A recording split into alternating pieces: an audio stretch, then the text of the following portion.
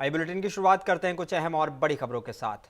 अपना दल के संस्थापक डॉक्टर सोनेलाल पटेल की जयंती पर रविवार को राजधानी के इंदिरा गांधी प्रतिष्ठान में आयोजित समारोह में केंद्रीय गृह मंत्री अमित शाह और मुख्यमंत्री योगी आदित्यनाथ समेत कई दिग्गज शामिल हुए।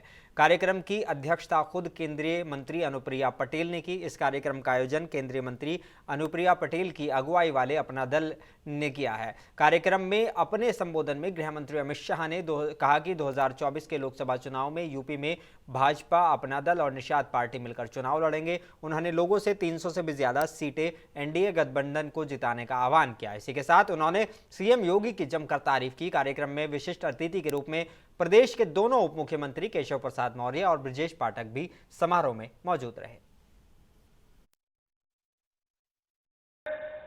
अनुप्रिया जी मोदी जी की मंत्रिपरिषद में मेरी साथी है और उत्तर प्रदेश में 4 चुनाव, 2 लोकसभा के और 2 विधानसभा के, चारों चुनाव अपना दल और भारतीय जनता पार्टी ने मिलकर लड़े हैं और मिलकर जीते हैं।